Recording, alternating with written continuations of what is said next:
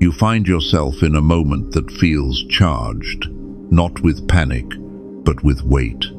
It is as though the air itself holds its breath, waiting for you to recognize what has been concealed. This is not about rushing to judgment, not about pointing fingers. It is about the subtle unveiling of what has stood in shadows, influencing more than you realized. And now, light begins to trace its outline. You've been sensing something, haven't you? A quiet unease. The way laughter from a familiar face sometimes felt hollow. The way conversations carried an undertone you couldn't quite explain. For a long time you pushed it aside, told yourself not to overthink. But that resistance you felt in your spirit wasn't paranoia. It was preparation. Heaven whispers differently than fear. Fear stirs chaos. But discernment arrives like a firm hand on your shoulder, steadying you before you step forward. This moment isn't random. In the ancient language of faith, there is a word, kairos, a sacred moment, set apart from ordinary time. You are in such a moment right now. And the revelation before you is not meant to crush or to shame, but to protect, to guide, to set you on a path where truth no longer hides. What you face isn't a person to fight, but a deception to unmask. That distinction is everything. If you confuse the two, you'll end up swinging at faces instead of lifting veils. You'll break bonds that were meant to be healed, rather than cutting cords that needed to be severed. So, breathe. Place your hand metaphorically on the threshold of this moment. Feel the steadiness in your pulse. This isn't about destruction, it's about clarity. It's about naming the real adversary, not in anger, but in wisdom. Deception is slippery. It cloaks itself in familiarity. It can wear the voice of someone you've trusted, or the posture of someone you've loved. But once discernment opens your eyes, you realize you're not against them, you're against the shadow trying to speak through them. And that changes everything. You do not need to explode. You do not need to accuse. You only need to stand in the light, calm, anchored, resolute. Even now, you may feel a trembling in your body, a sense that truth is pressing at the edges of your awareness. Don't mistake that for weakness. It's your spirit adjusting to a higher frequency of honesty. What once slipped by unnoticed will now stand in stark relief. It's like walking into a dim room and suddenly flipping on a light switch. The furniture hasn't changed, but now you can see where to step. And here is where you must be careful. Light exposes, but how you respond determines whether exposure heals or wounds. God doesn't hand you revelation so you can humiliate. He gives it so you can walk in safety, mercy, and peace. The name of your enemy is not your sister, not your blood. The enemy is deception, comparison, bitterness that tried to weave itself into her choices. You must separate the person from the pattern. That's the first act of wisdom. Think of it this way.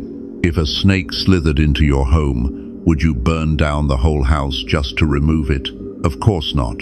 You'd find a way to safely drive it out while preserving what is sacred. The same applies here. Don't let the shadow convince you the person is the enemy. No, the enemy is the shadow itself. This naming moment is holy because it reframes everything. What you once saw as betrayal, you can now recognize as interference. What felt like rejection, you now perceive as redirection. What looked like her actions alone, you now see as a pattern that attached itself without her full understanding. This clarity keeps your heart soft, even as your spirit grows sharp. You may have thought strength meant confronting with volume, but real strength often looks like restraint, holding your peace when your flesh wants to lash out. Real strength is choosing to discern, not destroy. To say quietly in your spirit, I see the deception, but I still honor the human. That posture disarms the enemy far more than shouting ever could. This is where your assignment begins. You're not here to launch accusations. You're here to anchor clarity, to stand still enough that the shadow loses its grip, to recognize that God reveals not to condemn, but to free. And when freedom is the goal, the enemy always loses its voice. So now, chosen one, let this truth settle in. You are not at war with her. You are at war with the deception that tried to twist love into rivalry, trust into suspicion, and peace into confusion. And you have already won, because you have named it. The name of your enemy is out. It is not her, it is the lie itself. And once a lie is named, it can no longer rule. When truth brushes against your spirit, it rarely arrives with fireworks. It comes as a quiet pressure in your chest, a sudden heaviness in your breath, a subtle tightening of the atmosphere around you. And for years, you may have confused those signals with fear, with overthinking, with paranoia. But chosen one, what you dismissed as worry was often your discernment speaking in a language your body understood before your mind could catch up. Paranoia thrives in chaos. It invents scenarios, piles assumption upon assumption, and leaves you restless without clarity. Discernment, on the other hand, is steady. It doesn't shout, it presses. It doesn't spin out 100 possibilities. It simply says, pay attention, and you feel that difference in your body. Fear agitates. Discernment anchors. Think back on the moments that unsettled you. The way a laugh sounded hollow, or a sentence lingered a beat too long. The way your energy shifted after being in the same room, not drained because of busyness, but hollow because something unseen was leaking into the atmosphere. These weren't accidents. They were signals, small alarms in the temple of your body. God designed you with layers of awareness. Your spirit perceives beyond words. Your nervous system responds before your reasoning catches up. That sudden chill, that unexplainable fatigue, the dream that seemed too sharp to dismiss those, were not random. They were divine alerts. The veil between natural and spiritual thins, and your body becomes the canvas where unseen realities leave their trace. The danger is that the world trains you to ignore these signals. You're imagining things, they say. Stop being so sensitive. And so you learn to silence the very language God placed inside you to protect you. Sensitivity isn't weakness, it's calibration.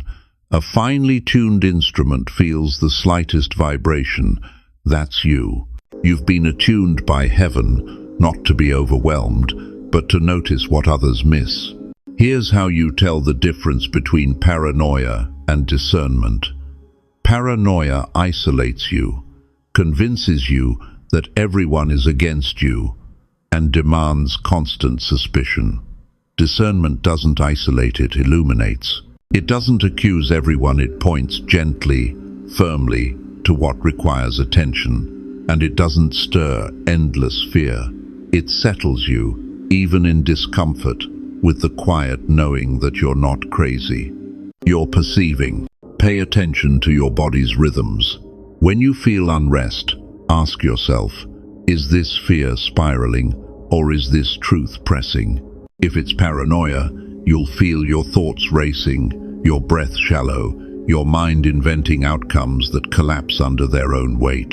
If it's discernment, the unease will be precise. It won't spread everywhere.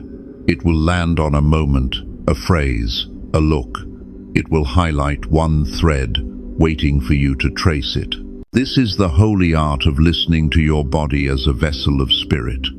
Scripture says your body is a temple, and what is a temple if not a place where signals from the unseen intersect with daily life? That stirring in your chest isn't random, it's the spirit brushing the veil. That sudden stillness in your mind isn't emptiness, it's heaven holding space for you to notice. So instead of suppressing these signals, begin to log them. Write down what you felt, when you felt it, what surrounded it. Over time, you'll see patterns emerge. A certain kind of silence before a disruption, a shift in atmosphere before a call or message. These are not coincidences, they are confirmations. The more you honor them, the clearer they'll become. And here's the truth. Discernment doesn't demand immediate reaction. That's paranoia's trap, pushing you to act before clarity is complete. Discernment allows for waiting. It's patient, like a lighthouse, casting its beam again and again until the ship aligns. You don't have to confront the moment it stirs. Sometimes the greatest act of faith is to breathe, hold still, and let the signal ripen into clarity. Your body knows more than you've been told. It holds memory, it carries intuition, it resonates with frequencies beyond your conscious awareness. That tingle, that chill, that sudden tightening of breath, it's not foolishness. It's a map, a sacred compass, pointing you toward what matters most. So listen again. That signal you've been brushing off, that is your discernment, not your paranoia.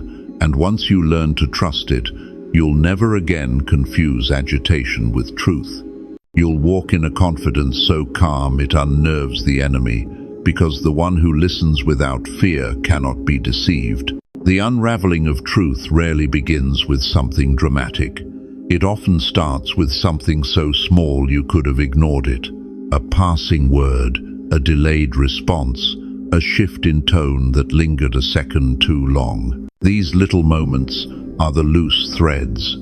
You tug gently, and suddenly the whole fabric reveals its weakness. That is how deception works. It doesn't leap onto the stage all at once. It enters quietly, one choice, one silence, one compromise at a time. Picture this. A single seed dropped into soil. At first it seems harmless. It doesn't even break the surface. Months later, you realize the roots have spread wide, entangling everything nearby. The seed was small, but its impact expansive. Spiritually, choices are like that. What begins as a subtle allowance, a half-truth left unchallenged, a bitterness buried instead of healed, can grow into a pattern strong enough to influence generations. Your role now is not to condemn the one who sowed the seed, but to learn how to trace it back. When you see the fruit, ask, where was the seed? When you feel the pattern, ask, what moment authorized this? The shadows you face didn't begin overnight. They were planted in moments long past, watered by silence, nourished by avoidance, and now visible in atmosphere. Think of deception like smoke. You may notice it drifting through your room. Instead of panicking, you trace it. Where is it coming from? Which doorway is cracked? Which candle was left burning? Only by following the thread back to the source can you clear the air.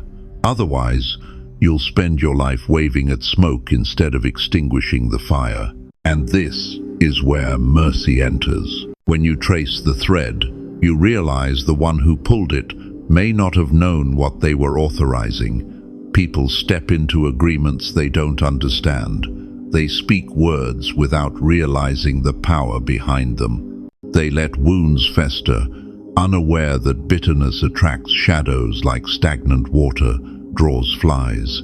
When you trace with discernment, you don't just see the offense, you see the origin, and origin reveals how to heal. Your task is not to replay the offense endlessly. That will only chain you to resentment. Your task is to ask heaven, show me the first knot, the moment the thread tangled. And when that knot is revealed, you won't need to rage, you'll need to name it. Because naming is the act that cuts the cord.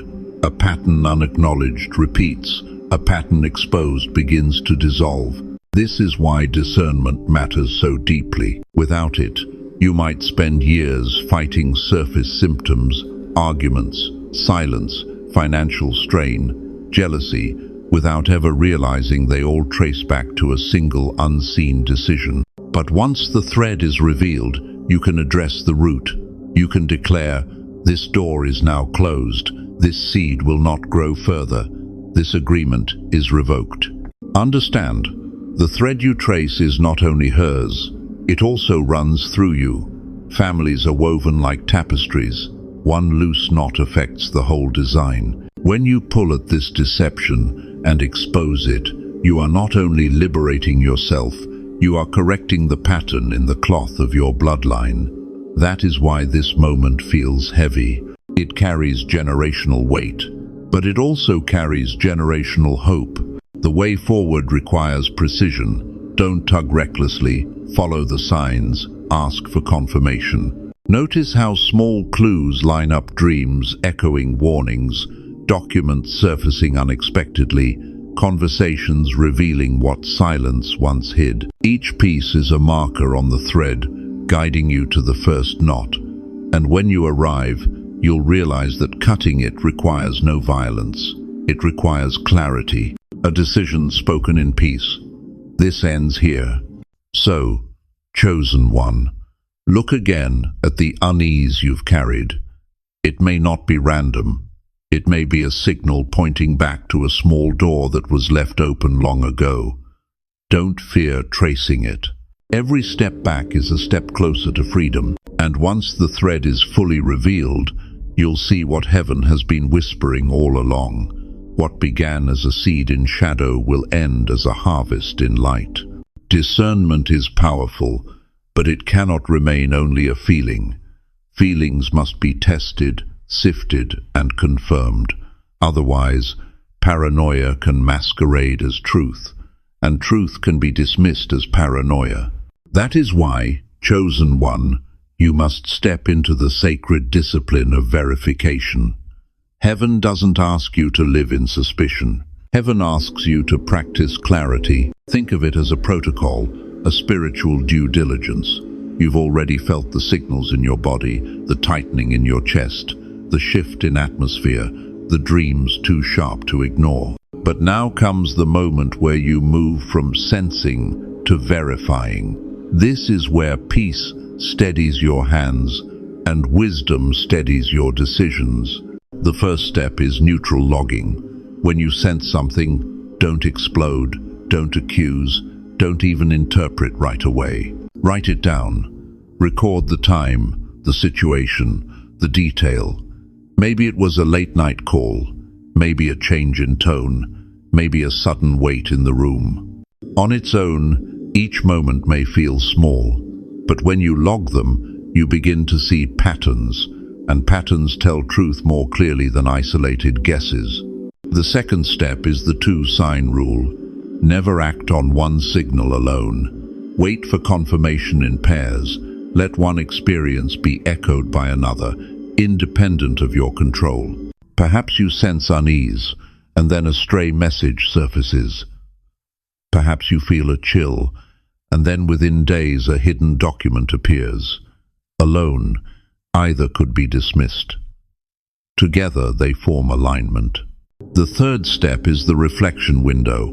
Build in time. Give yourself 48 to 72 hours after a confirmation before deciding how to respond. This is crucial. The enemy thrives on impulse, but peace thrives on patience. By waiting, you let your emotions cool, your spirit center, and your mind align with God's perspective. If something is truly of heaven, it will still be there when the waiting is over. Truth doesn't expire. Lies demand urgency. That's how you tell them apart. And here's a secret. Verification often happens through the ordinary. You might expect thunder, visions, dramatic signs, but clarity tends to slip in quietly: a misplaced receipt, a phone left unlocked, a dream with familiar symbols, a word spoken casually by a stranger that strikes your soul. These aren't coincidences. They are confirmations disguised as normalcy. Heaven hides in plain sight, so that only those awake can notice. But remember, verification is not about gathering ammunition. It's about anchoring yourself in peace. If your goal is to prove someone wrong, you will distort the signs. If your goal is to walk in truth, the signs will align naturally. This is why humility matters. Discernment without humility becomes accusation. Discernment with humility becomes wisdom. Your protocol protects both you and the other person. It ensures you don't act on shadows, but on light. It guards you from false alarms, but also from endless doubt. It gives you a structured way to say, I didn't imagine this, I observed it, I confirmed it, and I chose my response with peace. That is strength. That is maturity. So as you walk forward, hold this sequence close. Sense, log, wait for double confirmation, pause before response. This is your spiritual compass. This is your safeguard.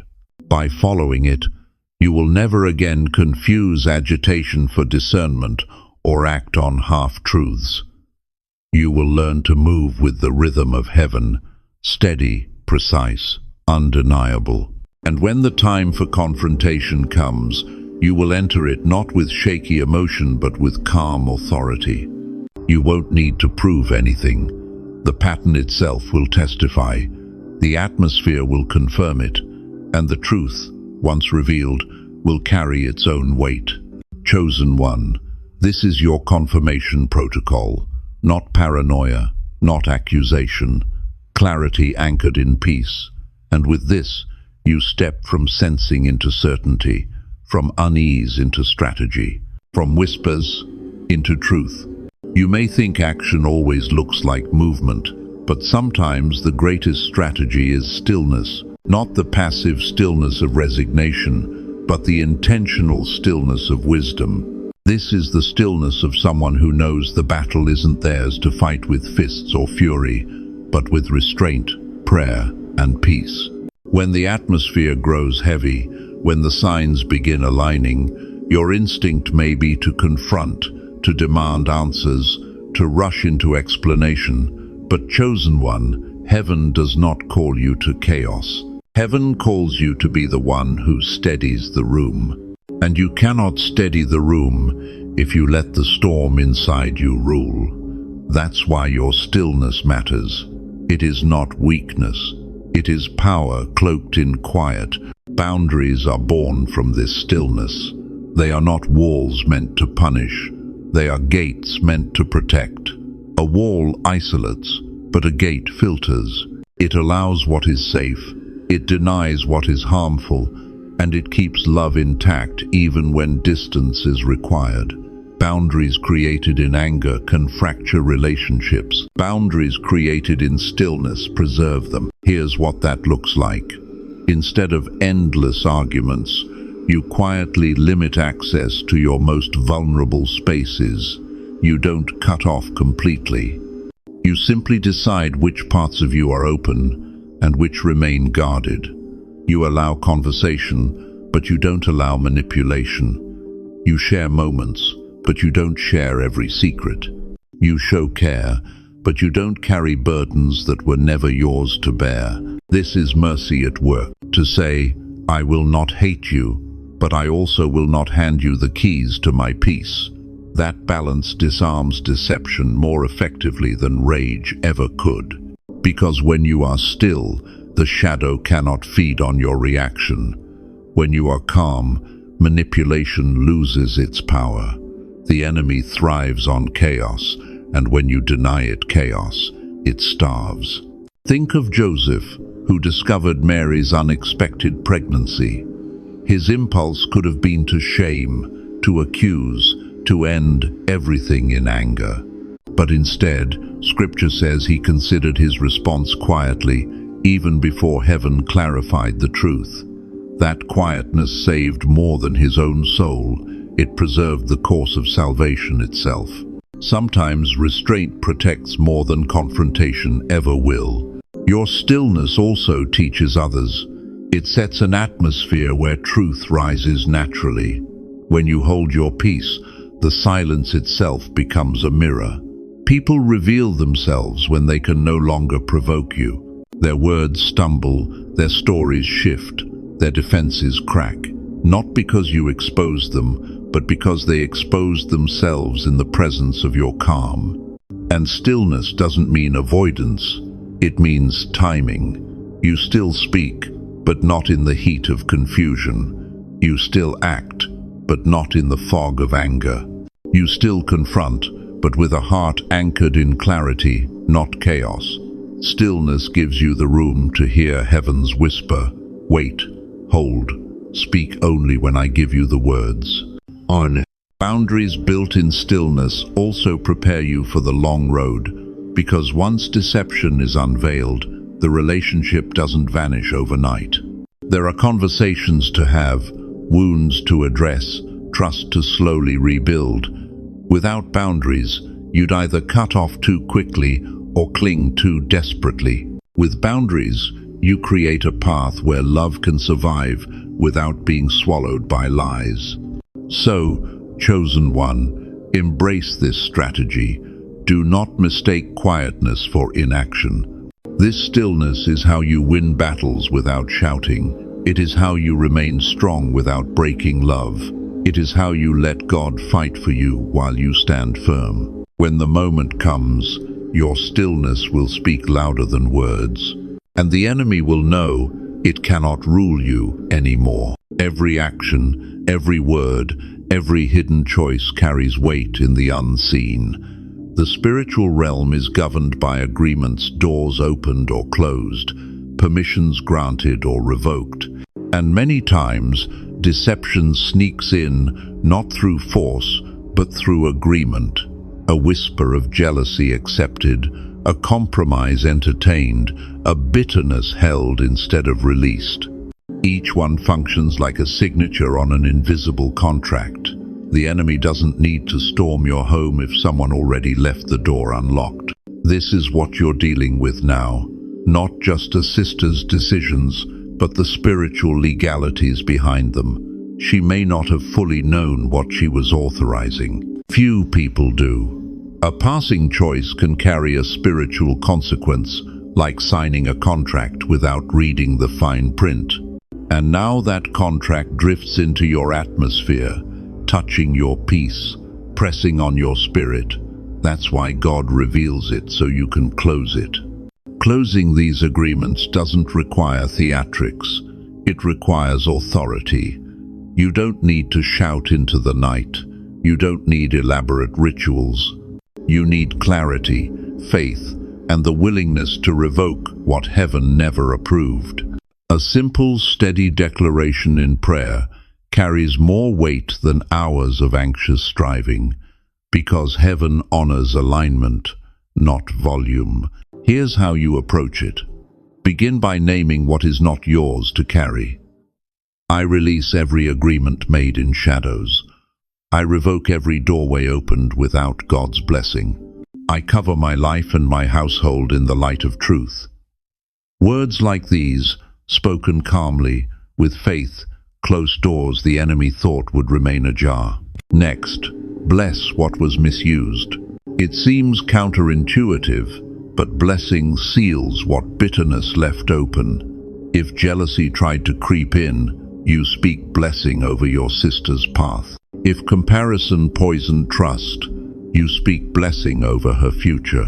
This doesn't excuse her choices, it disarms the shadow behind them. Darkness cannot thrive in the atmosphere of blessing. It suffocates under the weight of grace. Understand this.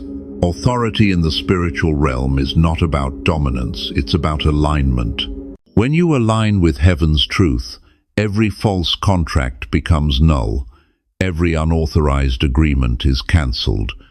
You don't have to prove it with feelings. Heaven recognizes it in the spirit. And chosen one, you've been given that authority. The very unease you've carried is proof of your spiritual rank. Not everyone feels the weight of hidden agreements. Not everyone notices the leak in the atmosphere. But you did. And because you noticed, you have the right to close it. That is why this revelation came to you, not someone else. There will be resistance. Shadows rarely leave quietly. You may sense pushback, strange dreams, unexpected tension, sudden waves of fatigue. Don't fear them. Those are signs the agreement is breaking, the doorway closing. Think of it like dismantling an old lock. The metal groans, the bolts resist, but eventually it snaps and the door is sealed. The key is persistence, not just one prayer, but a posture. Each day affirm, "My atmosphere belongs to God. No shadow may linger here." This consistency re-establishes your home as holy ground. Every repetition strengthens the seal. Every declaration builds a firewall. And over time, you'll notice the air grow lighter, your thoughts clearer, your sleep deeper. That's how you'll know the contract is gone. And here is the deeper truth. When you close unwise agreements, you don't just protect yourself, you protect your bloodline. You intercept patterns that would have passed on unnoticed. You break cycles that began long before you and would have continued after you. This isn't only about survival, it's about legacy. So tonight, chosen one, stand in your authority. Do not wait for someone else to close what you have the power to seal. The doorway is exposed, the contract revealed, and heaven waits for your voice to declare it finished. Step into that moment, calm, resolute, knowing this. What was opened in error is closed in truth, and once closed it cannot be reopened. There will come a time when silence is no longer enough, when truth asks not just to be sensed, not just to be logged, but to be spoken. That is the moment of conversation. And chosen one, if you prepare your spirit, this conversation can be less about confrontation and more about unveiling, done not with rage, but with mercy, facts, and a quiet room. The setting matters.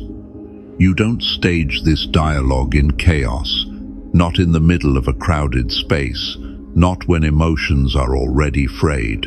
You choose stillness, a room with no noise, a table with no distractions, because in quiet, words land more clearly and spirits reveal themselves without theatrics. Shadows thrive in noise but suffocate in calm. That's why you wait for silence. And when the moment comes, you don't lead with accusations. You lead with observation. Instead of, "You did this," you say, "I noticed this." That shift matters. Observation is neutral. It shines a light without throwing a stone. Accusation triggers defenses, but observation invites response. I notice changes in your tone. I notice patterns in how you've pulled away. These are doors. They don't slam. They open. Then you let silence do its work. People reveal themselves when you give them room to speak. Some will deny. Some will deflect. Some will stumble over their own words until truth slips through the cracks. But none of that requires you to raise your voice. Your calm is the test. Your stillness is the mirror. Facts are your anchor. When the atmosphere grows slippery, return to what you've logged and confirmed. Not rumors, not suspicions, facts, evidence that speaks for itself. This is what I found. This is what repeated. This is what aligned. You don't embellish. You don't dramatize. You let the facts stand. Because truth carries its own weight, and lies collapse under the pressure of consistency. And always, always, you frame the conversation with mercy. You don't aim to win an argument. You aim to preserve a soul. You can say, "I don't hate you. I don't reject you. But I cannot ignore what God has revealed." This is how you separate the person from the pattern. You let them know the deception is the enemy, not them. That's the difference between correction and condemnation. Your posture is key. Sit calmly. Keep your voice steady. Breathe between words. Don't rush to fill the silences. Those silences are sacred. They give room for conviction to do its work. A raised voice will harden defenses. A quiet voice unsettles deception because it cannot twist calm into conflict. Prepare also for resistance. Shadows may fight to survive. Denial may rise. Anger may flare. Tears may flow. Do not be shaken. You are not responsible for their reaction. You are responsible for your response. And your response is peace. Even if they laugh it off, even if they lash out, even if they try to turn the conversation back on you, you hold steady. You refuse to step into chaos. And if, by grace, they open, you are ready to guide the moment toward healing. You don't gloat. You don't say, "I knew it." You say, "There's a way forward." You offer the possibility of restoration, of prayer, of new boundaries that honor both truth and love. Because the goal was never exposure for exposure's sake, it was always protection and redemption. Remember this, your quiet strength in that room will echo louder than any argument. You may walk out without resolution, but the seeds you planted will keep pressing. The truth you carried will not return void. And whether it takes hours, days, or months, that conversation will stand as a turning point. So do not dread it, do not fear it. This is not about you proving yourself right. It's about you standing in the light with mercy, facts, and a quiet room. And once you've done that, heaven will do the rest. You may think this is just about one moment, one relationship, one unveiling, but chosen one, heaven sees further. The act of facing deception with truth and mercy does more than resolve conflict. It begins to cleanse a line, to rewrite patterns that have rippled across generations. Families carry stories beneath the surface. Some are celebrated openly: strength, loyalty, resilience. Others remain buried: envy, silence, unspoken betrayal. These hidden narratives move like underground rivers, shaping choices without being named. What you're walking through now is not only about her, it's about intercepting what has flowed unnoticed through your bloodline. Generational wounds repeat until someone interrupts them. That someone is you. The unease you've carried, the whispers you've felt, the signs you've logged, they weren't given just for your survival. They were entrusted to you because your spirit has the strength to stand where others collapsed. You are the one heaven chose to draw a line in the sand and declare, "This pattern ends here." Think of jealousy, buried for decades. It may have begun long before either of you were born. A grandmother overshadowed, a father compared, a sibling rivalry left unresolved. That wound, unhealed, became the soil where new envy grew. And now, heaven has revealed its fruit, so you can pull out its root. This isn't just about exposing her actions, it's about healing what seeded them. When you face the truth with mercy, you're not only freeing yourself, you're offering a path for her healing too. And in doing so, you shift the trajectory of those who will come after. Children, nieces, nephews, they inherit not only DNA but atmosphere. When a home is filled with hidden bitterness, they grow under its weight. But when bitterness is exposed and released, they inherit peace instead. This is why the moment feels so heavy. It's not just your burden, it's the collective weight of those who came before and those who will come after. But do not fear. Heaven never assigns such a task without equipping you. Your discernment is your inheritance, your clarity the tool heaven gave you to cleanse what silence allowed. Understand this, cleansing doesn't mean erasing the past. It means breaking its hold. It means saying, what happened then will not dictate what happens now. It means refusing to let secrecy or comparison dictate future love. And though the past cannot be undone, the future can be rewritten. How do you embody this generational cleansing? First, by refusing to carry resentment. Bitterness passed down must end in forgiveness. That doesn't mean trust is instantly restored, but it does mean you refuse to pass forward the poison you tasted. You hold it, you name it, and then you set it down. Second, you establish new practices, truth spoken even when it trembles, boundaries held without shame, blessings spoken over the family even when conflict lingers. Each act is a seed planted in new soil. These seeds will grow into habits that ripple beyond you. Third, you invite heaven's covering. Pray not only for your own protection, but for the healing of your bloodline. Declare peace over your family name. Speak blessings into the unseen. What once carried secrecy will now carry light. What once bred silence will now nurture truth. And here is the mystery. When you choose to cleanse, the echoes reach both backward and forward. Ancestors who carried the wound find rest. Descendants who would have inherited it step into freedom. Time itself bends when one chosen soul says, "Enough." So breathe. Know the weight you carry is also the doorway to legacy. By standing firm, by refusing to let deception dictate the story, you are becoming the turning point in your family's history. Generational cleansing isn't loud, it is steady, holy, undeniable. And chosen one, it begins with you. Discernment doesn't end with exposure. Once deception is named and agreements are closed, you must guard the atmosphere. Because even if shadows retreat, they often try to return. This is why your home, your physical, emotional, and spiritual space must be consecrated, cleansed, and filled with practices that hold peace. Think of your atmosphere like a garden. Once weeds are pulled, the soil cannot be left bare.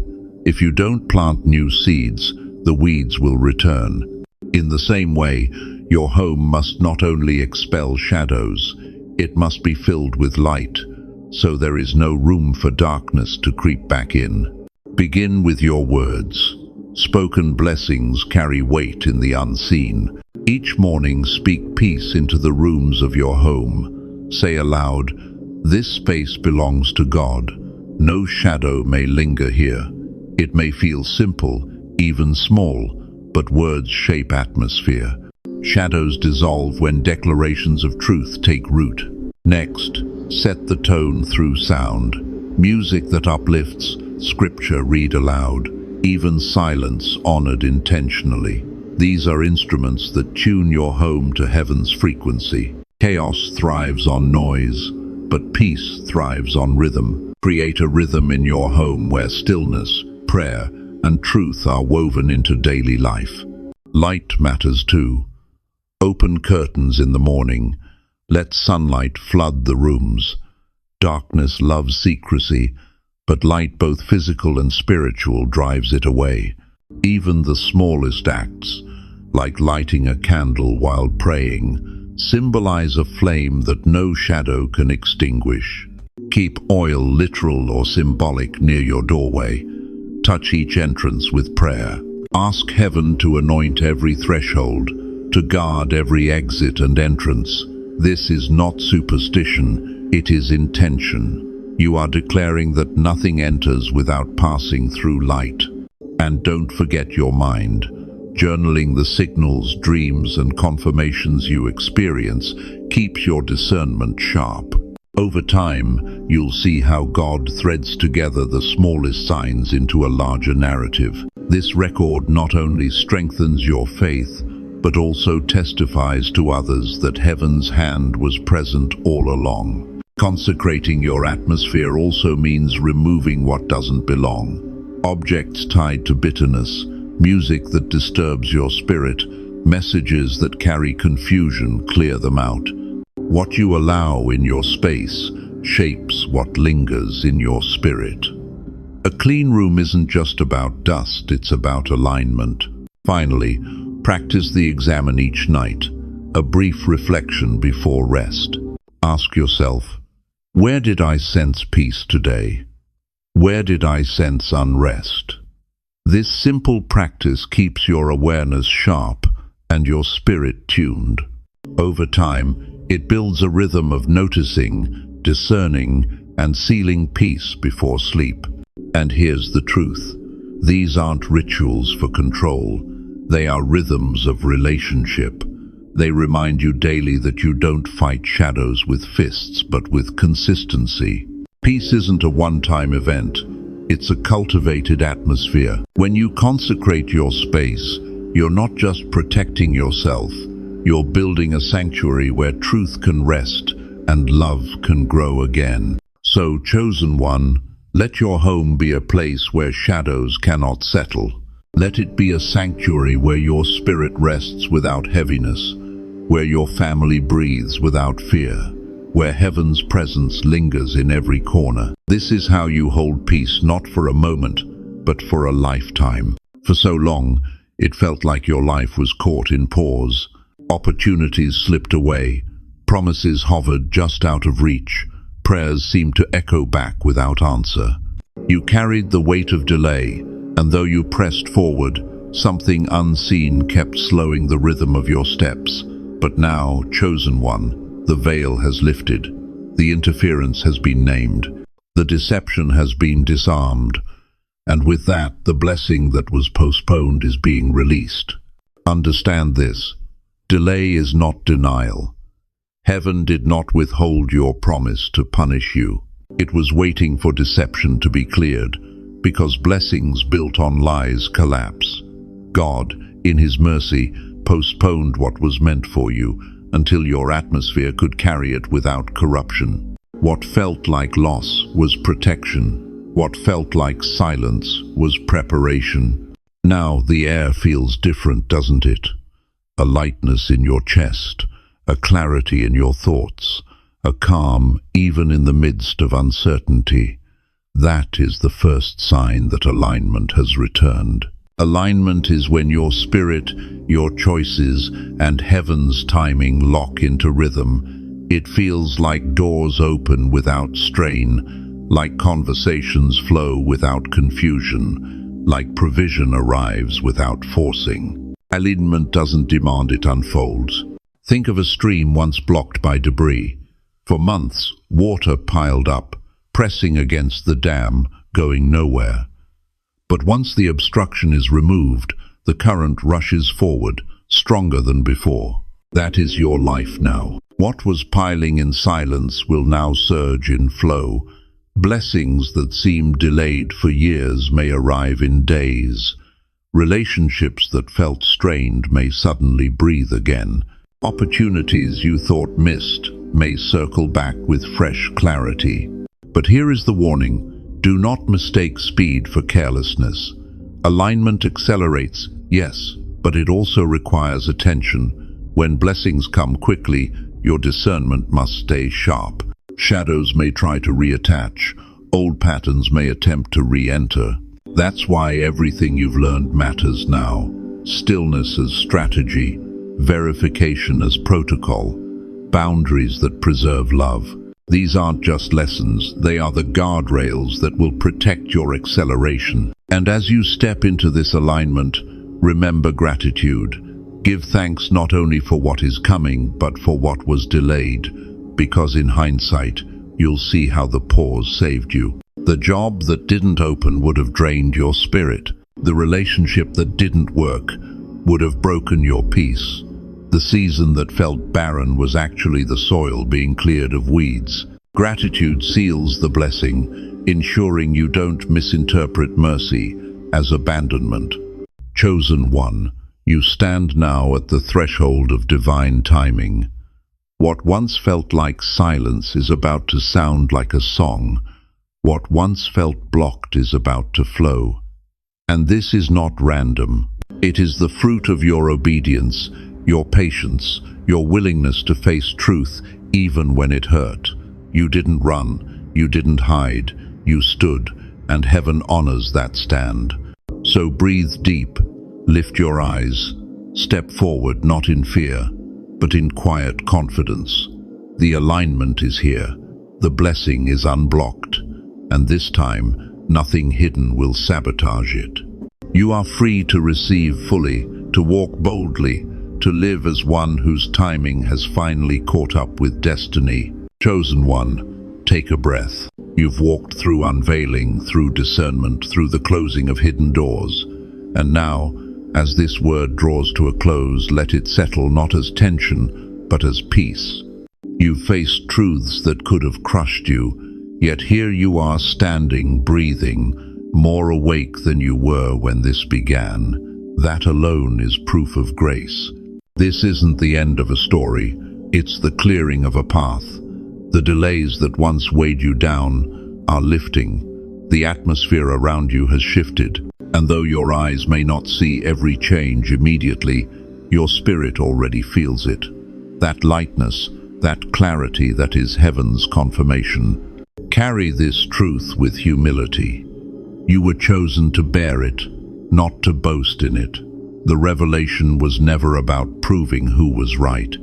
It was about ensuring love is built on honesty, not illusion. As you move forward, remember, your task is not to destroy, but to protect, not to accuse, but to discern, not to sever without hope, but to hold boundaries that preserve the possibility of healing. In the quiet days ahead, let gratitude be your anchor. Thank God for what was delayed, for what was exposed, for what was preserved in hidden ways. Gratitude will keep your spirit light and your discernment sharp. And when new blessings arrive, you will not cling to them with fear, but hold them with peace. If your heart is stirring, if your spirit feels steady, take this moment to reflect. Whisper your own prayer, write your own line of commitment, speak your own yes, not for the world to hear, but for heaven to witness. And if you feel led, add your voice in the quiet chorus of others who are walking this same path. Your simple word may encourage someone else who needed to know they are not alone. So rest now, chosen one. You've done what many would have avoided. You've seen, you've named, you've stood. And because of that, your future is not burdened by shadows. It is cleared, aligned, and ready. Peace is not a dream, it is yours tonight.